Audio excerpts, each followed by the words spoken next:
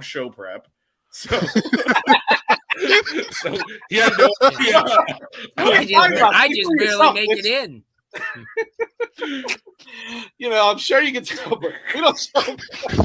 I mean, let's put the cards down on the table here.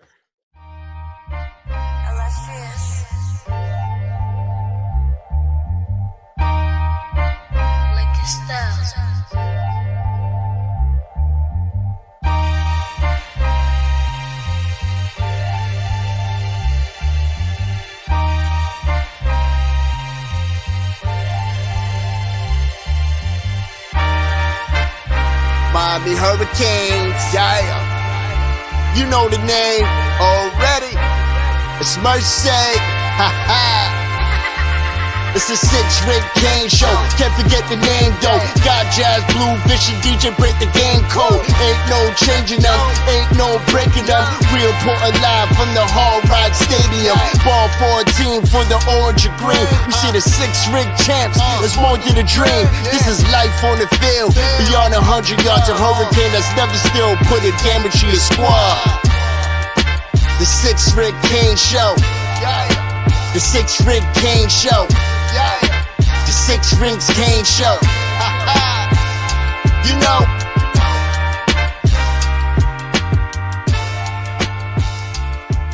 What's wrong with us? Seriously. What's wrong with us? We're Miami Hurricanes fans. Welcome to the 6 Rings Kane Show, a show dedicated to Miami Hurricane sports, featuring the legendary Larry Bluestein, Jazz Santana, Vish, and Danny Gillette. Let's go Canes. Buenas noches, good evening. Welcome back. Welcome back to Jazz. That would be me. It's good to be back with the boys here on another winning edition of 6 Rings Canes. As our Hurricanes get back on track and win convincingly against Syracuse. DJ and Vish had the breakdown on a Sunday morning, so we got a little bit more for you today. We'll review it just a little bit and look ahead to, you guessed it, the biggest game of the season for the Miami Hurricanes this weekend as they take on the NC State Wolfpack here at 3:30 in Miami. So we got a lot to cover, plus some big recruiting news just dropped today and this past weekend also. So we got a lot of things going on. Blues got the lowdown on some recruits also. So we're excited to talk about that. Before we get to it, though, let's do our sponsors here. A big shout out to 305 Pain. After an accident, every minute counts. With one call to 305-800 Pain, you get immediate access to trusted doctors and attorneys who guide you step by step. With an A+ rating from the Better Business Bureau, they are a brand you can trust. Much like 5 Reasons Canes, 305-800 Pain is focused on the local community of Miami-Dade County and South Florida. We'll handle all your accident needs, including car accidents, personal injuries, and related legal matters. So after an accident, be sure to call 305-800 Pain. The number is the brand. It's 305-800 Pain. Después de un accidente, cada minuto cuenta. Con una llamada a 305-800 Pain, ustedes pueden obtener acceso inmediatamente a doctores y abogados para ayudar con todo el proceso. Con una clasificación de A+ del Better Business Bureau, pueden confiar en ellos. 305-800 Pain tiene mucho en común con 5 Reasons Canes. Están enfocados en la comunidad local de Miami-Dade County y en Florida del Sur. Ellos pueden ayudar con todos después de un accidente, incluyendo accidentes de carro, lesiones personales y otras cosas legales relacionadas. Entonces, después de un accidente, llama 305-800 Pain. El número es el nombre de la marca, 305-800 Pain. I think this past game was pretty painful for the Syracuse Orange, as Miami takes this one running away after, again, another slow start in the first quarter. They started to figure it.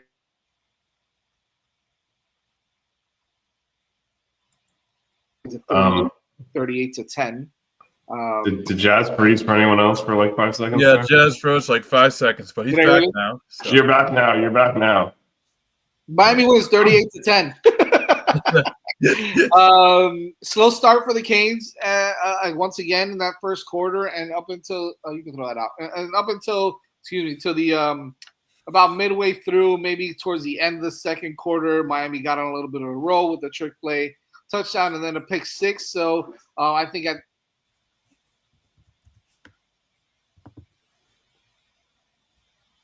But all right, Jazz, you froze up again. Oh my God. Okay, what about now?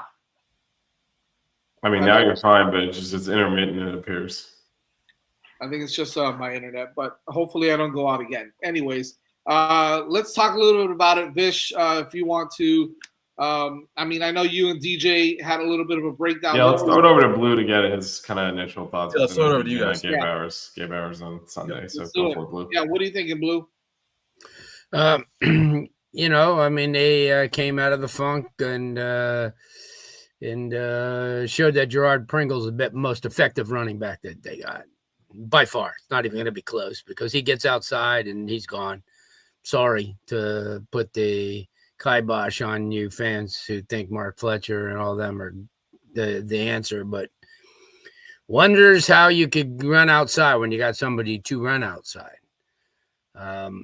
He'll be playing the rest of the year, I can tell you that. And he'll be firmly in there with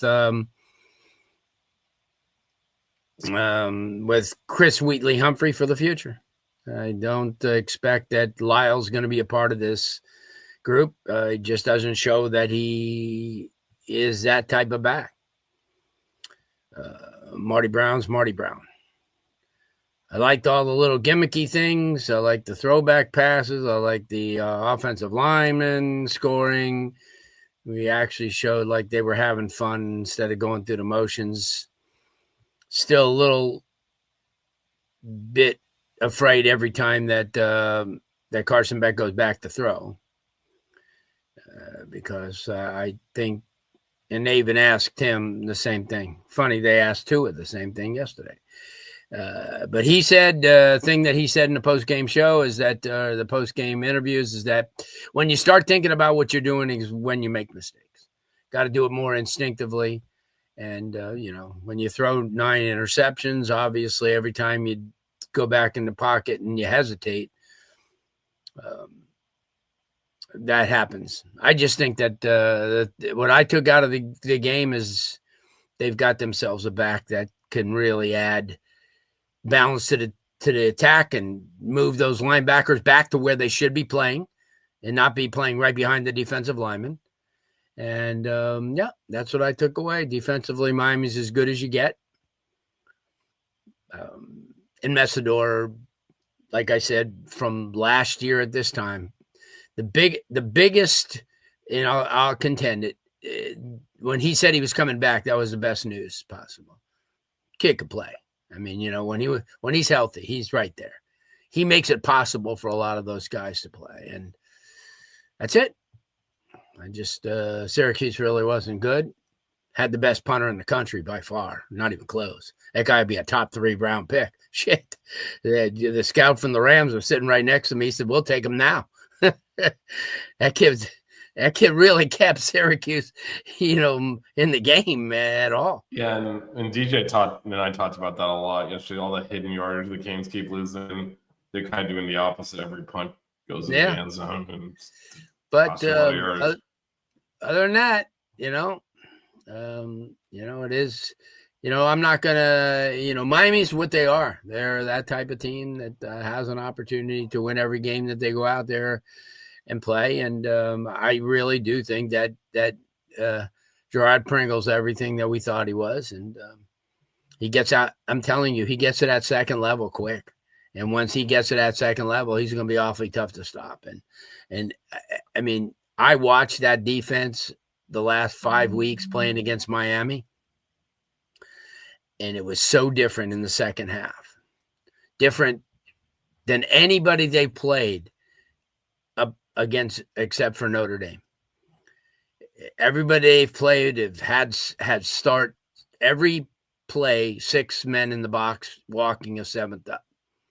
That didn't happen in the second half. Once you have running backs to get to that second level and get outside, things change. And They did. And it makes Dawson's job a lot easier. I like the fact that they threw to people they've never thrown before to, and done things that they've never done before. And I just hope it keeps up. They just can't have a hiccup early because they're playing a team that can score. Yeah, Mine's we'll got a get great into, defense.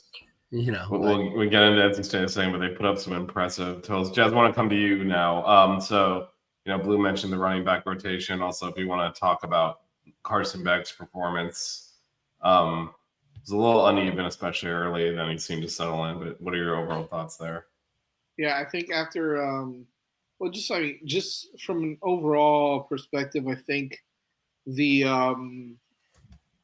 they looked like they started to have a little bit more fun, right? And I think that was missing. I think they were playing too tight before. They were, overthinking, as Blue mentioned, especially with Carson Beck. You start to think so much is when you start making a lot more mistakes. I think that he's a guy that could potentially make some mistakes, right? But he's going to, if you give him the opportunity, and you don't hamstring him or do a Mario special where you don't allow the offense to do what they are capable of doing, and you try to play 1952 football. Miami, Carson Beck might make a couple of mistakes, but he's also going to make some great throws, right? He's also going to be. I mean, look, the kid was at Georgia, and he made some. He was a really good football player, right? There's no reason that a guy like that is going to regress so much without being tied down, right? You got to give that kid an opportunity to just go out there and make some plays. He might make some mistakes again, but I think overall, I think the creativity was there. The gimmicky plays, the throwbacks. You start to think about it, and I'm not too worried about it, right? Because at first I was like, "Geez, we gotta run a trick play to score a touchdown." But once you realize that it's Malachi Tony that's doing the throwing of the football, I mean, he's thrown the football a couple times already this year. He's the guy that can do that, and that you can put that into your normal offensive flow per se. And so I think that I was okay with it. Once I really kind of sat down and said, okay, that's all right, man. Sometimes you need that kind of stuff to get things going. And so I was totally okay with that. I think that being able to stretch the football field, like Blue said, with the running game was impressive. We'll talk about the rotation a little bit more if you want. I know that that's one of our topics, but I feel the same way about Pringle. I think Pringle is going to be a mainstay in that offense now.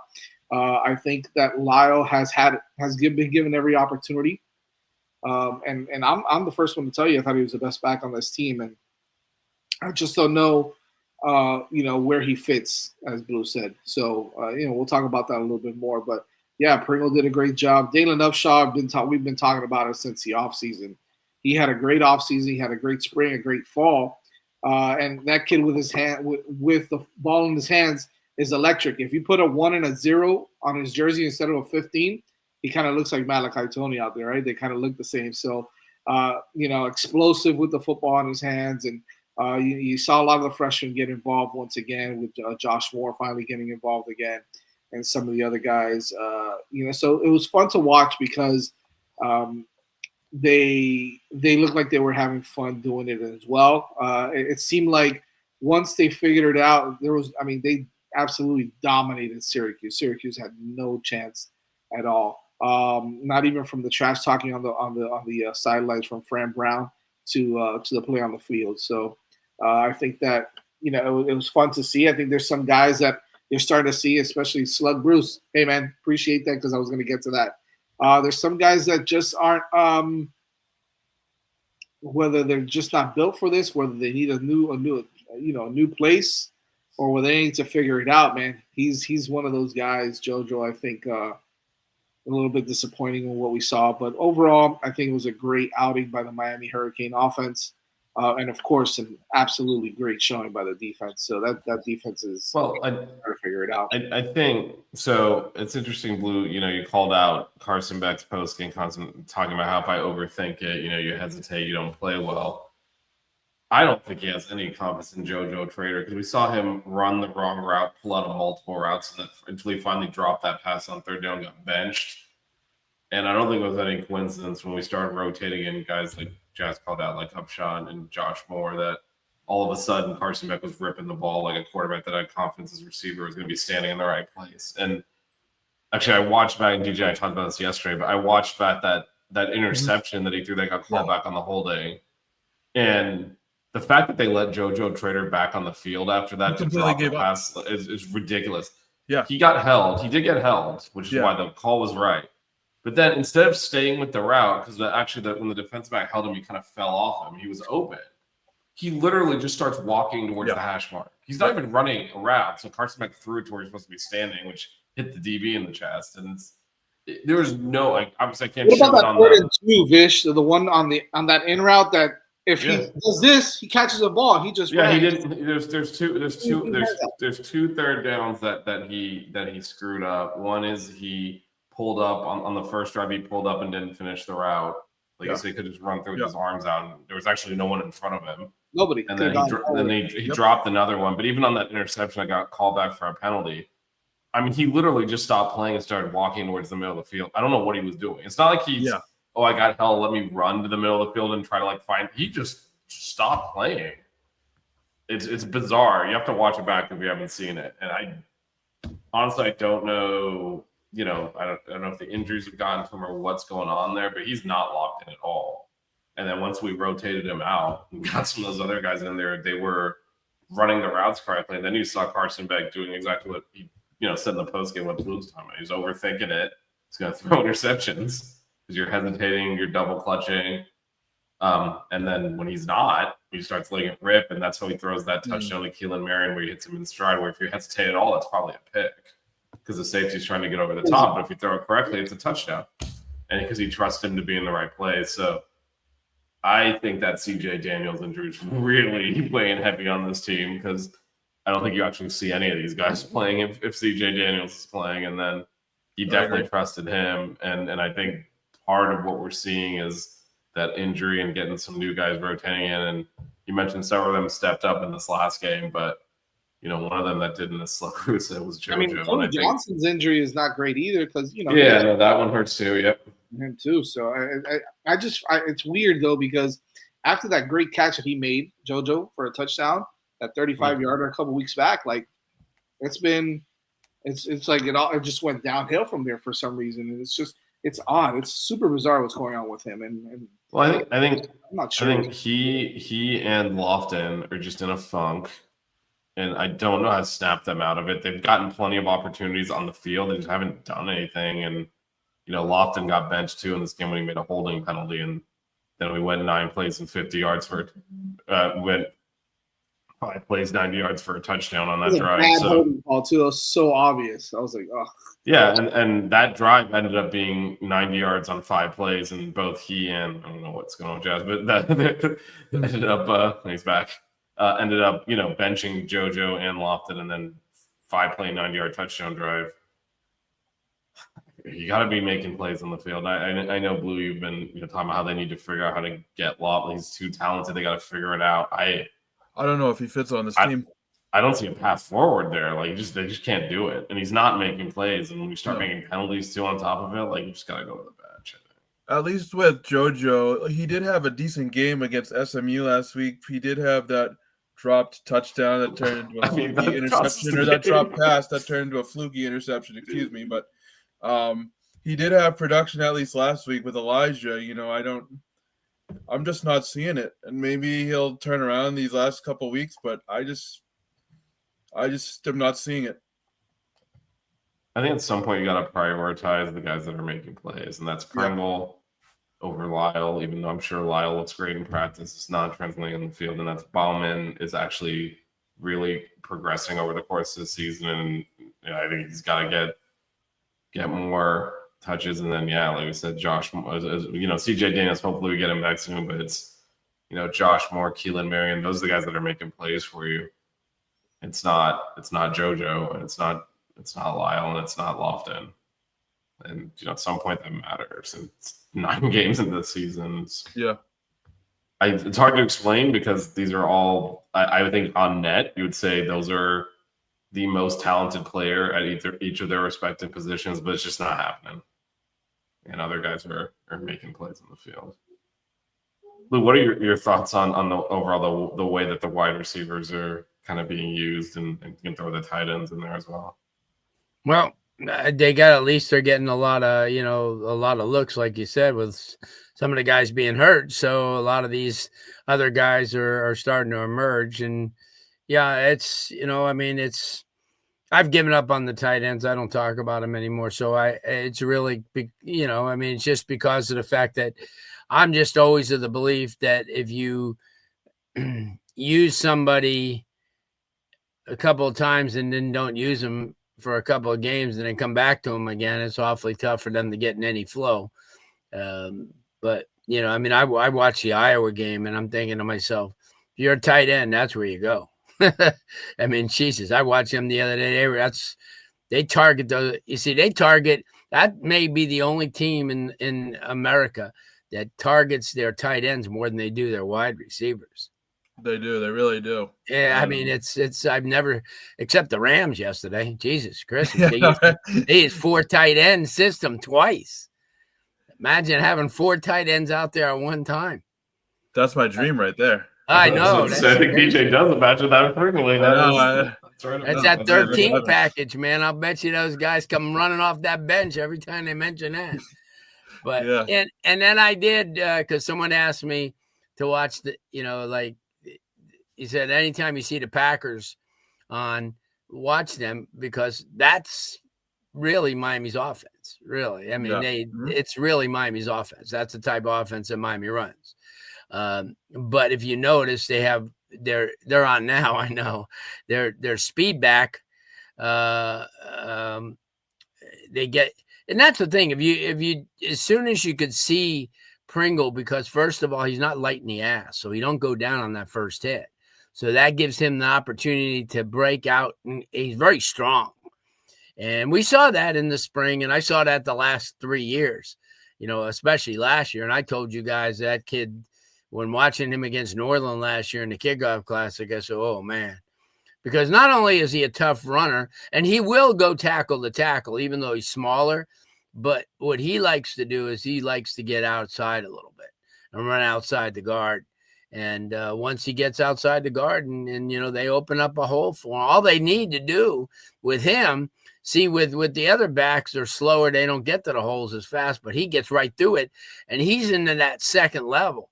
And if he gets paired against a linebacker or safety, he's the type of guy I guarantee in the final 3 games, he'll take 178, 80 yards. I'll tell you what, I think he has the best overall vision of any back that we have on our team. It also helps that nobody sees him behind the line either, and then he just pops out of nowhere because he's not a big kid either. He's 5'8", 5'9", right? So he's not. Yeah. Well, maybe they say he's 5'10", but even then, no. I mean, our offensive line averages 6'4", 6'5", so either way, he's gonna get lost back there, even if he's 5'10". But he's probably more like 5'8", 5'9". But with his explosiveness, like you said, he's tough. I think that a combination of him and Marty Brown right now, and with Hellcat also, I think. Yeah. To be honest with you, I always think about this. I think about this constantly when I see the running backs come in and out. And then when I see garbage time running backs, and I know that they run hard, and we all get excited because it's garbage time. They're running for a 20-yard game. Well, they're also beating the crap out of the team that they're playing, and it's a mismatch regardless. So how do you really gauge that? To me, at the beginning of the season or even going into like this game, I thought, hey, we're probably not going to see Hellcat on this team next year. He's probably going to try to find a spot. But if I'm Hellcat, I'm thinking to myself now, hey, I mean, just with what Pringle did today, he's the same type of back. He can get out there on the edges. He's fast enough to get out there on the edges and do that as well. He's just a little bit bigger. He's bigger, and he's not only that, he catches the ball. He catches the ball, and he's got that. That's the biggest thing with our running backs with Marty Brown. The reason why he gets a lot, he's very short-handed. The kid catches everything that you throw at him, and I love. And he pounds the defense too, so that helps. He definitely does. So I look, and it's not a knock on Fletcher. I think Fletcher still, he's still RB1 once he's healthy. Yeah, gets hurt too much.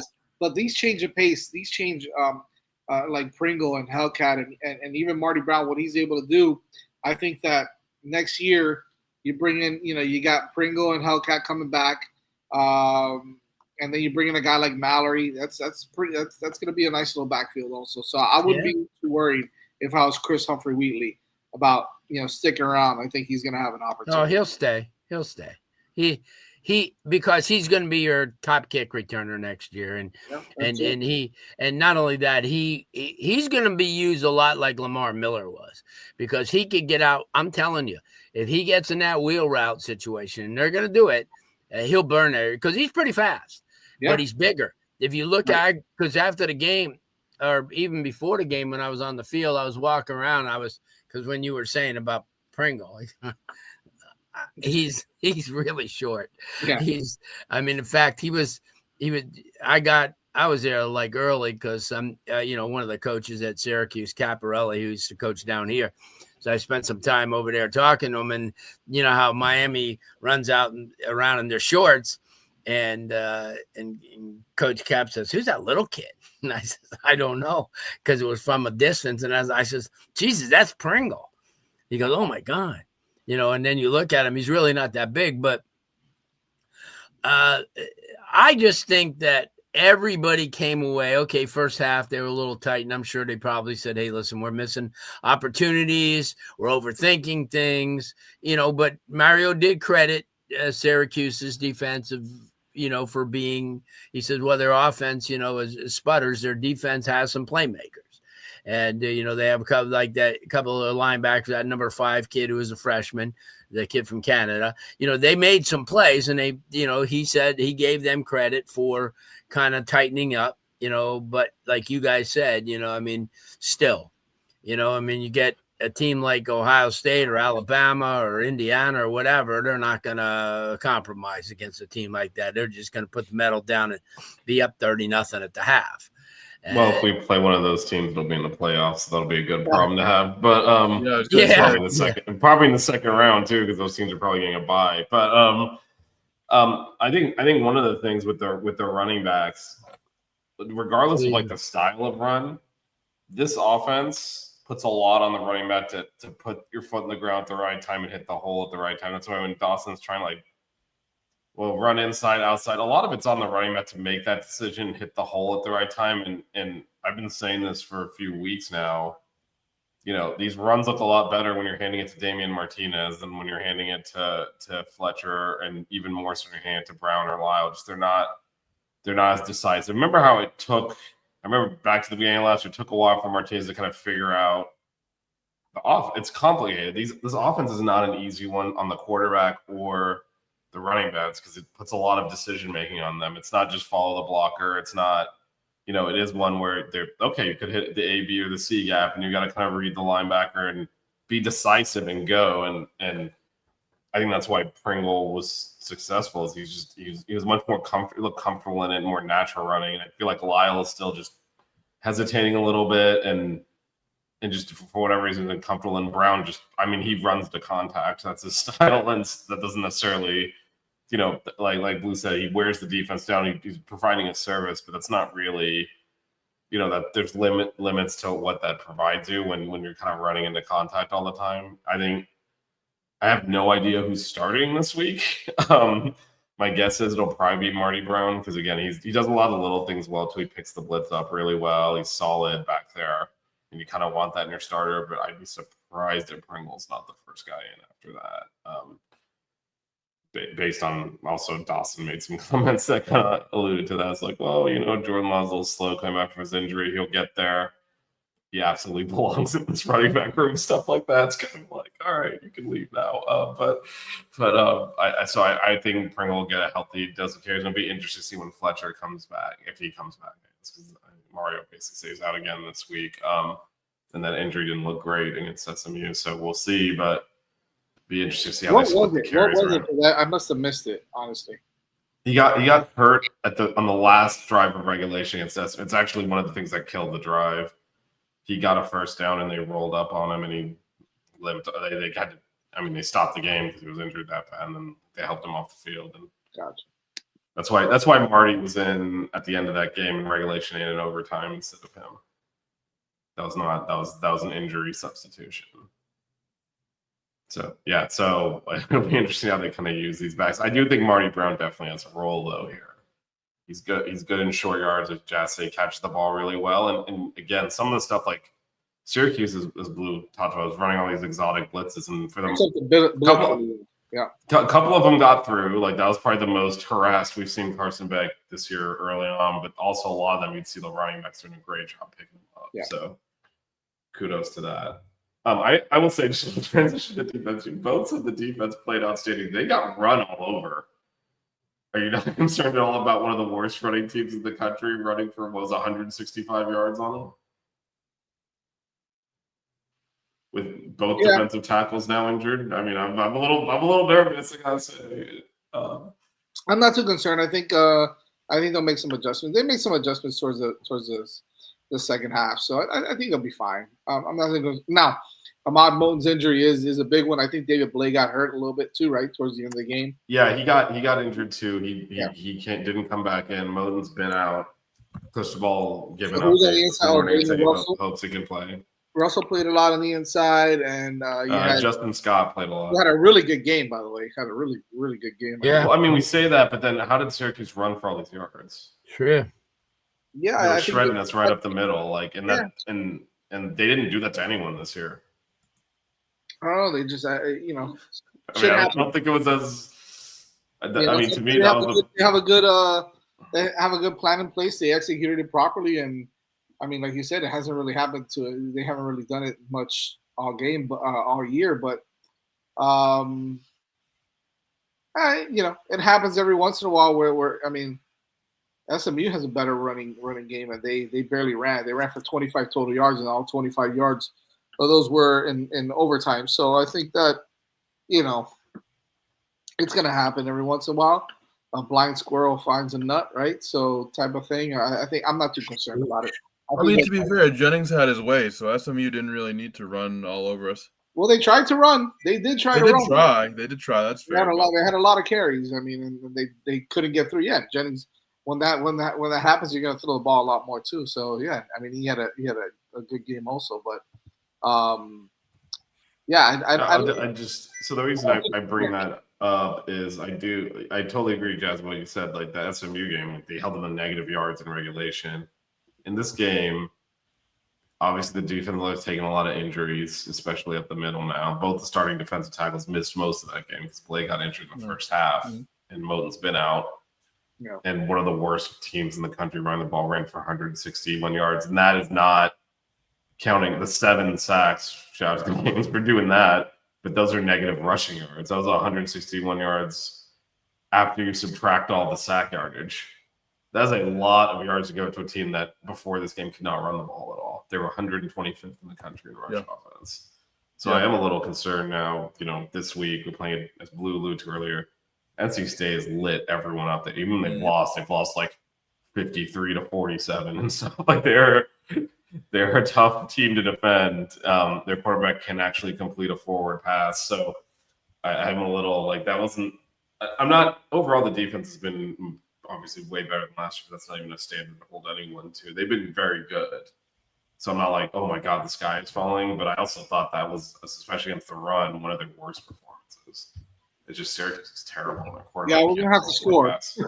We're gonna have to score quite a bit. Well, I mean, if Keontae Scott gets a pick 6 every game, then that makes up for a lot of stuff. So we're gonna have to score early. No more of this first half slow starts. That's what because we talked about this yesterday, DJ. Right? It's been like opposite halves of the season because the beginning of the season, every game was the other way. Right. Fast start, build a lead, then kind of go through the motions in the second half, and then starting with Louisville, it's kind of the complete opposite direction. Slow start, and then play much better, and then try to, and then whether it goes your way or not. But it's been a very up and down team here.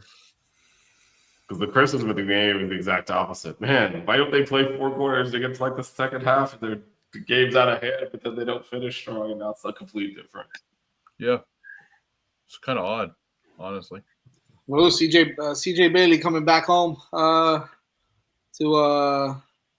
Miami, man. I think he's a hell of a quarterback. That's a good offense over there at NC State. But I think that if Miami does some things, if they limit his, I think he's still going to throw for some yards.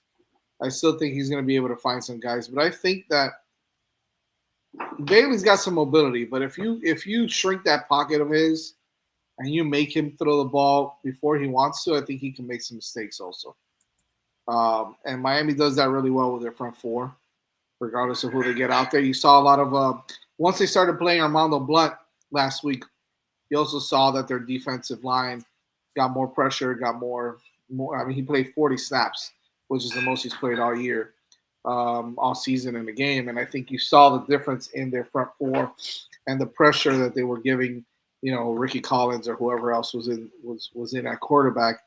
You saw it more when he was in there as well. So I think that if you get the combination of Blunt,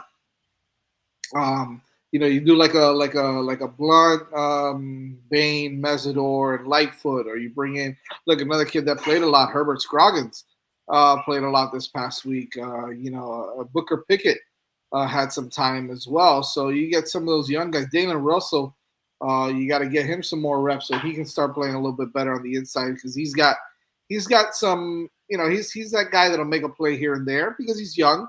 He hasn't gotten a lot of playing time, so you mix him in with Justin Scott, and I think as long as you get like a guy like Armando Blount on the field, I think you're gonna see that front four be able to get some pressure on CJ Bailey and and maybe force some turnovers because that's how you're gonna have to beat NC State. He's got to force some turnovers, and you got to capitalize on those turnovers because they can score. And so if it's a shootout, it's gonna be tough because NC State might get you in the shootout because they can really score. But their defense also is not great. So you can capitalize on their defense being kind of crappy also. And so I think that Miami, if they do what they did this past week, I think they got an opportunity to win this game and show out pretty well. They've got to win, I would say, either dominantly or close to dominantly. They're going to have to play really good football because now it all depends on how you win. Not if you win, it's how you win. So it's important for them to come out and really try to put it on NC State a little bit. Anybody else? Yeah, Blue, what are your thoughts on kind of the defense trying to contain CJ Bailey? Well, NC State's got playmakers, and then DJ, you're going to get a chance because Jolly's one of the best tight ends in the ACC, and he'll get targeted. He'll get targeted 11 times at least. I watch him; he's a beast. And Hollywood runs the ball extremely well. He catches the ball out of the backfield. He's good. Outside, he runs, but their key is their receivers and Wesley Grimes. It's going to be tough to match up. They're going to have to play a safety high on him because he's not only very agile, but he's fast.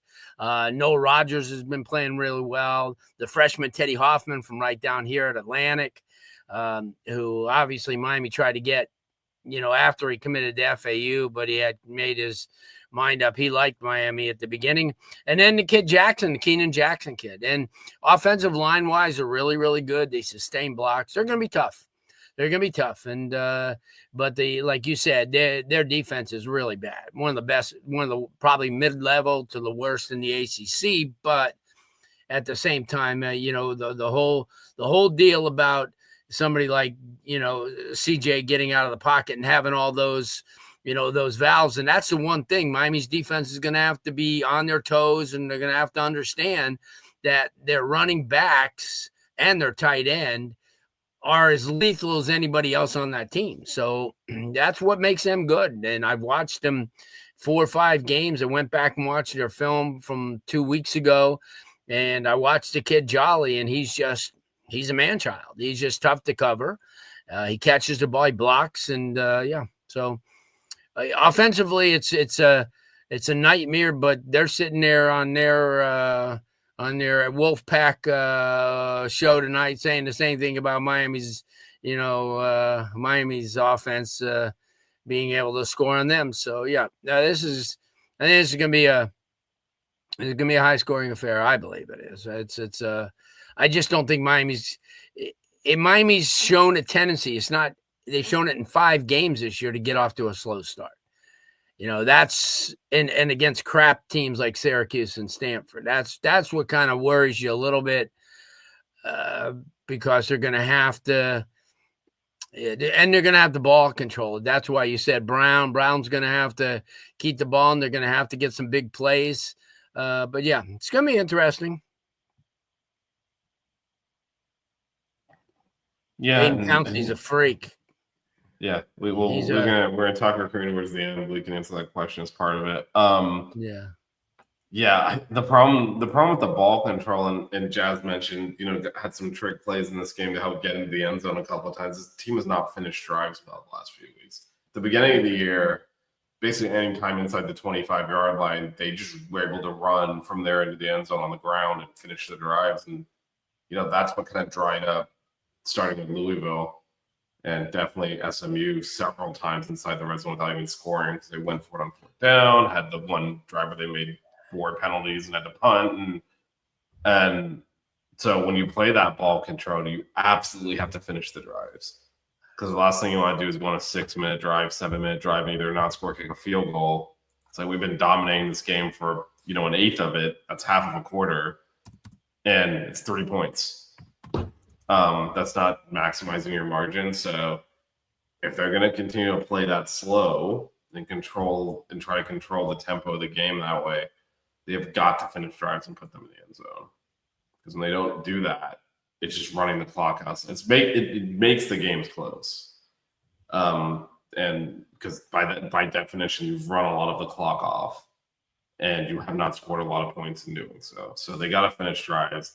I think they honestly need to play a little bit faster and allow Carson Beck to get into some rhythm. I think a lot of the slowness is also keeping him out of his rhythm when you run the play clock down consistently. Take more shots on first down. It's a lot of run into the middle of the line on first down to get 4 or 5 yards, which is a good running play. But it also, again, just slows everything down. I think he does a little bit better when they put a little bit more pace in there. So I'll be interested to see if they do some more of that. Actually, when Dawson talked about the trick plays, he said that the reason they ran those is they always have them in the playbook, but the way Syracuse lined up, those are the indicators they look at when they decide to run those things. Similar to I still can't believe on that first run against Louisville, we didn't line up to defend a fake when everyone thought they would just kick the field goal, because those are all options. Like the holder would look at the form out, they're playing the fake, we're going to kick this. But that 4 points kind of mattered at the end. So I don't know. We're gonna just see. He's not gut smells on. We're not just gonna run a bunch of trick plays all the time. But I think the formational, the way that Syracuse defended us kind of lent itself to that. That certainly did help the team get in the end zone. But so did as Blue too early. We've all kind of talked about Pringle being able to maximize yards of those run plays. Did bring us back a little bit to where, can run the ball in the end zone from the 20-yard line, because that's how they were scoring touchdowns earlier. There was some CJ Daniels making spectacular catches and some of that, but a lot of it was just inside the 20. We can push you into the end zone with the ball and score, and that's not really happening anymore. And Pringle was able to score on the ground, which you're going to need this week, because you're not going to win this game with field goals. It's got to be touchdowns. As good as our defense is, like NC State, they've had one game against Notre Dame. They only scored 7 points. Other than that, they're losing games scoring in the 30s. So they're going to be a challenge. Go ahead, DJ. That offensive line play to CC Manawano is 3 years in the making. So it shows you. He when he recruited him, he promised him that. So Mario said at the end of the game, he goes, "Okay, I've got that out of the way. That's a check." He says, "I don't have to do that anymore." But he had promised him that when he was recruiting, that we'll get you a touchdown, he said. So there you go. And one of the things that I'm curious to see if North Carolina State, builds off of is Jaden Scott, the running back. He came into the season, he came into last week against, Georgia Tech not having a 100-yard game, and then he ran for 196. So he averaged 8.2 yards a carry. So I'm wondering, if the Wolfpack go back to him in this game, and if Miami can counter that, or if they can kind of contain him. Because again, just looking at the stat sheet here, that 196 yard game was a bit of an anomaly. But Miami has shown at times that they can struggle to defend the run, like Syracuse, like Louisville. So I'm very curious to see how Scott factors into the game plan for both the Wolfpack offense as well as the Miami defense, because I don't think he's a guy that they can just forget about. Well, he played only because Smothers was banged up. Right. And he played more than because he hasn't played that much. Yeah. Because Smothers is usually their number one back, and because he catches and he blocks, and the only reason Scott got so many carries is because Smothers was hurt, or he's been, and they didn't want to, pound him. Are we ready to go for Saturday, you think? Yeah. No, Scott, both of them are ready for Saturday, what I see. But you're right, though. They'll, it's just sort of like Pringle. You go to that well and you see that well is working, go back to it. And I'm sure they'll run them, especially in light. Miami has given up some yards to some of these backs this year like that. Albeit last week against SMU, they shut them completely down, but they didn't have a marquee back per se. But those two guys are. But I'm telling you, because of the versatility and because of somebody, like CJ being at quarterback, that makes a huge difference. And you look at Syracuse's offense is probably predicated on, their starting quarterback at the beginning of the year. The kid that came from Notre Dame got hurt, and that kind of wrapped up their season. So, I mean, sometimes your quarterback makes such a grand difference, not just because they can throw, but because they can, control the game a little bit. And like you said, last week I watched a little bit of Scott running the ball, and if he gets a hole, he can go. Yeah. And like you even talked about quarterback control in the game, Kevin Jennings did that for SMU. He didn't really, rush the ball a ton, but he kept them off balance. He threw for over 330 yards. Mm-hmm. He was the kind of catalyst for that offense. That kind of dual threat really kind of changed the game for SMU, and I expect the same to some degree out of Bailey. Yep. Are we ready? Are we ready for predictions? The spread, by the way, is 4.5. It's a lot closer spread than what we've been seeing in some of these games. Miami certainly not 28. Yeah, it was 28.5. We did not cover by half point. That last touchdown, that garbage time touchdown. A lot of people were not happy about it.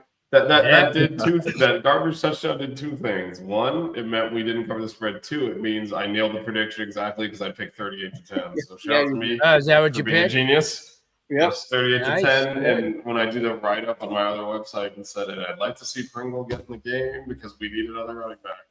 Well, since you're the guy, you picked first today. Well, I also would like to point out, and I did this publicly, it's so rare I actually get a prediction right that I had to call it out. Because you got to celebrate your victories when you lose most of the time. Right. So this week, I mean, my well-documented history of predictions on this show, I got to celebrate the one win I get because this is not good, not my strong suit. I'll just leave it there. But all right, I'll go first. I got the Canes winning 41-17. I'm going to kill them. Oh. I like that. Oh my God, DJ, you go next. How about that? Go, DJ.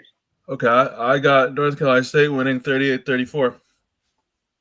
Okay, all right. Should I go or you, Blue? What do you think?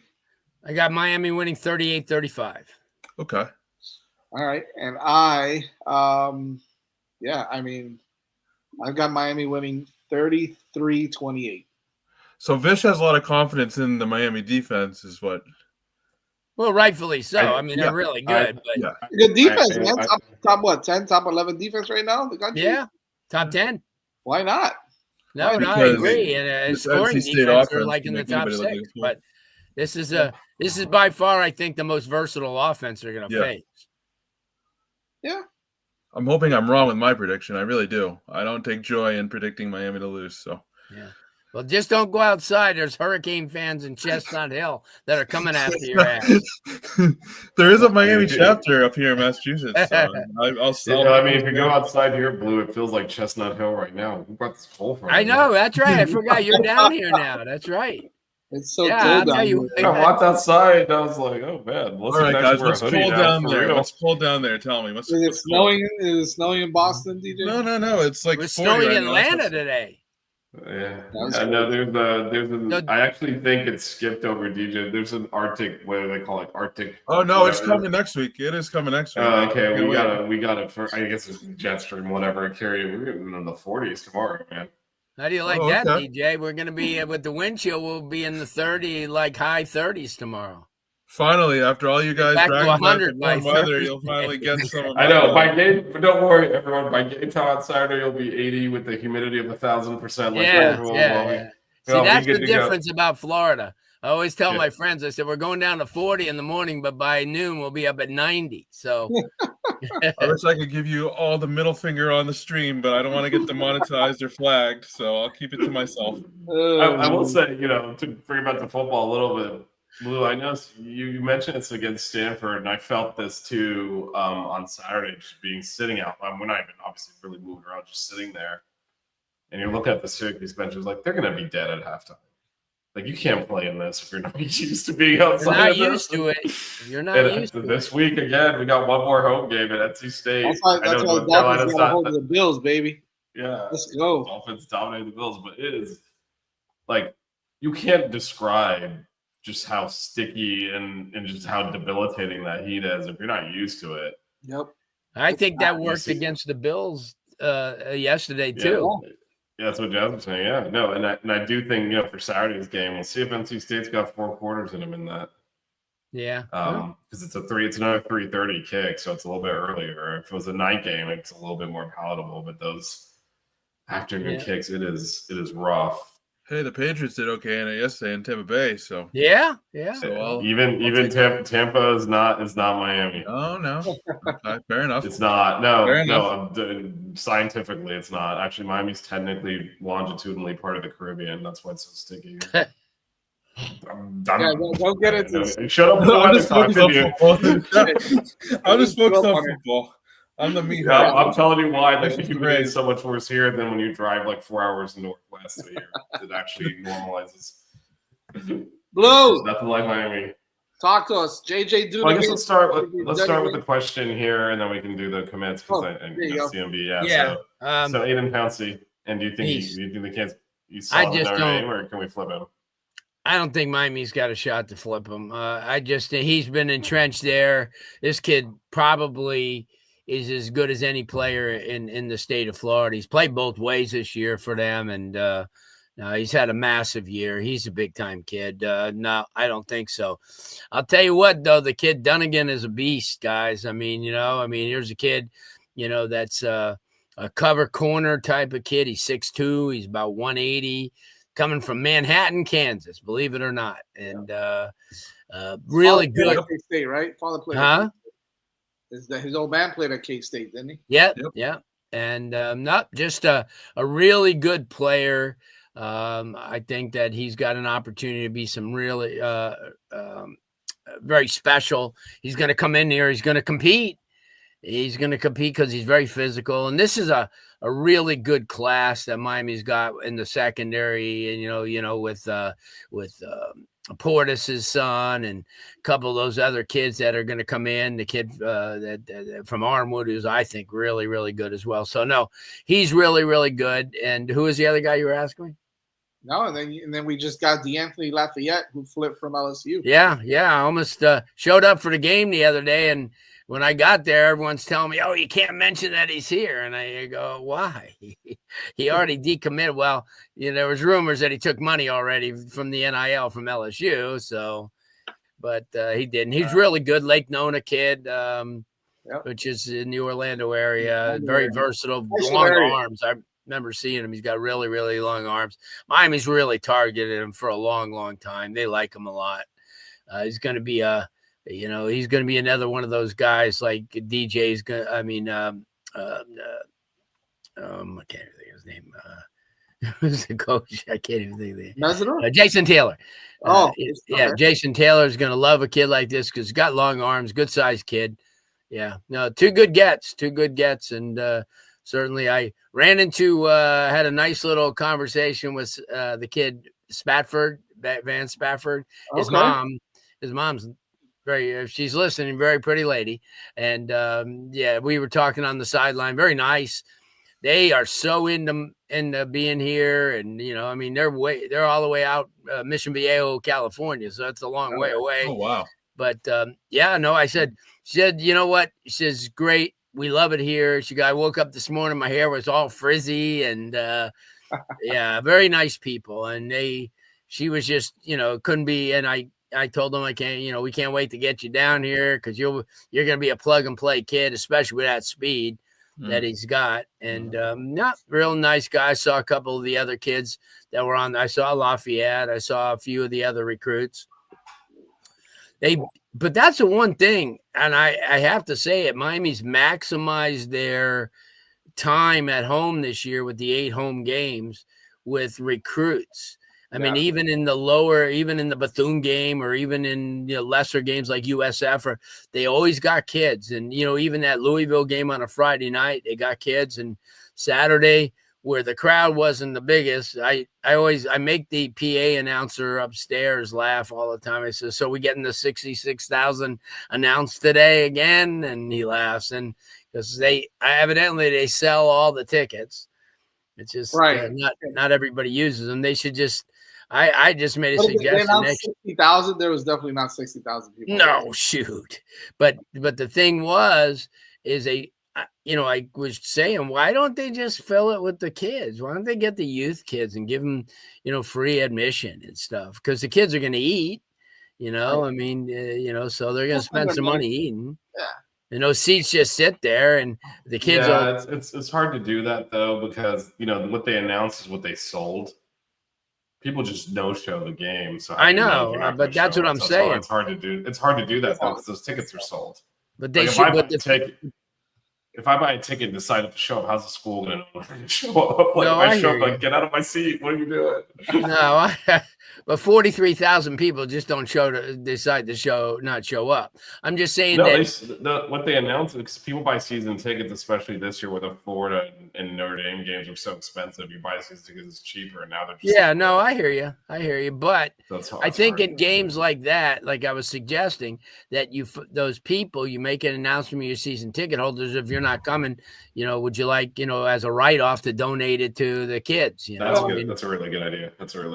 I mean, just donate the ticket back. Yeah, exactly. So at least they'll, I mean, because I know the kids would love to come, and it's really hard for those, those kids to afford to go to those games. Now, yeah. So, but whatever it is, it's, I don't work for Miami. I don't, but I was just suggesting, as I sat up there, but I will tell you the press box this year has been totally empty, almost for every game, even the FSU and Florida and Notre Dame games. It wasn't even crowded. I mean, it's just, and I don't even sit in our seats. I sit way down there. That's because people like Jazz and I just go sit out in the crowd instead of going. Oh well, whatever. It's a fan experience for the Six Rings Canes. All right, guys. We are men of the people. We sit out there with the people. I love it. Trust me, we're still covering the team. I'll believe it when I see you two sit in Chestnut Hill in November. Then I'll believe that you're man. I will be sitting in Pittsburgh in November this year. So there you go. And Blacksburg. So Blacksburg. Those are the days that I'll consider being in the press box. Do we know if it's a night game yet? No, they did a 6-day hold for Blacksburg, so we don't have the time of the game yet. So because next week. I have a feeling that Virginia Tech game, they're going to try to make it a 7 o'clock, 7:30. There's a ton. Everybody, there's a ton of big games this week that have huge implications. All right, starting off with the number 1 game, right, with Texas and Georgia, right. First of all, if a 3-win team is above any other 3-loss team is above any other 2-loss team, and there's an SEC school.